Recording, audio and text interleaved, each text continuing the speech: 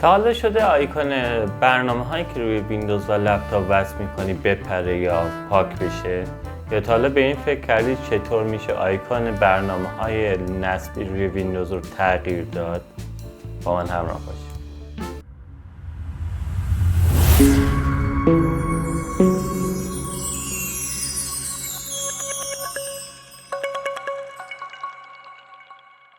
سلام به کانال من، خوش اومدین. توی این آموزش خیلی کوتاه میخوام بهتون یاد بدم چطور آیکون برنامه هایی که روی لپتاپ نصب میکنین رو عوض کنین یا یه آیکون خاص‌تر پیدا کنین و با چه پسوندی باید باشه این آیکون و از کجا پیدا کنین.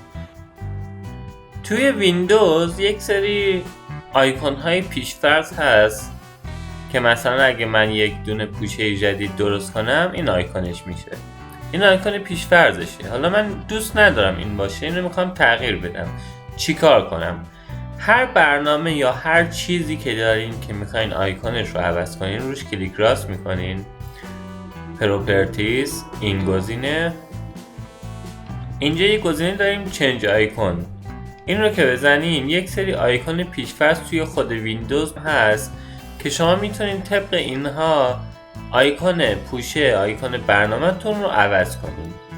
مثلا من اگه این رو بخوام اوکی میزنم، اپلای و اوکی، آیکون من عوض میشه. ولی این آیکون ها خیلی کمه و محدوده. شاید آیکون دلخواه من جزء این نباشه. الان اینجا که میبینین آیکون های من کاملا با آیکون هایی که اونجا بود فرق داره. بعد چی کار کنیم؟ از کجا پیدا کنیم؟ داخل مرورگر این سایتی که میگم رو باز کنین. اینجا یک سری آیکون هست. این سایت کلا مخصوص آیکون هست.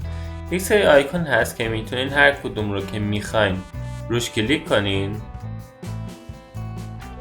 یا این بالا سرچ کنین. مثلا موزیک، من می‌نویسم موزیک، واسه من میاره بالا.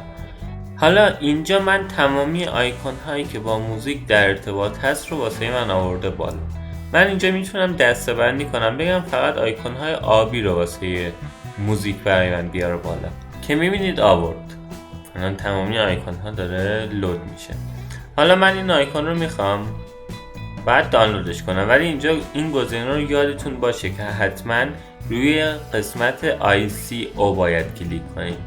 یعنی این آیکون با 3 فرمت میتونه واسه ما دانلود بشه، این ستایی که اینجا هست، ولی ما این ICO رو میخوایم. حالا میایم برمیگردیم اون پوشه یا اون نرم افزاری که میخوایم آیکونش رو عوض کنیم، کلیک راست میکنیم، پروپرتیز، این گزینه، اینجا قسمت بروز رو میزنیم و توی ویندوزمون اونجایی که آیکون دانلود شده آیکون رو انتخاب میکنیم و آیکون ما به این راحتی عوض شد.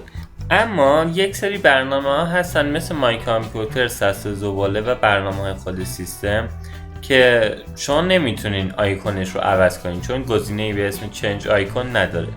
برای این باید چیکار کنیم؟ روی صفحه کلیک راست میکنیم، این گزینه رو میزنیم، توی قسمت تم میاین پایین، اینجا یک دسکتاپ آیکون سیتینگ داره.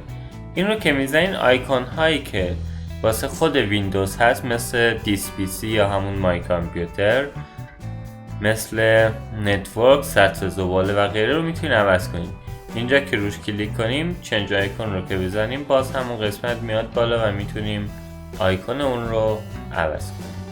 به همین راحتی ما آیکونمون رو تغییر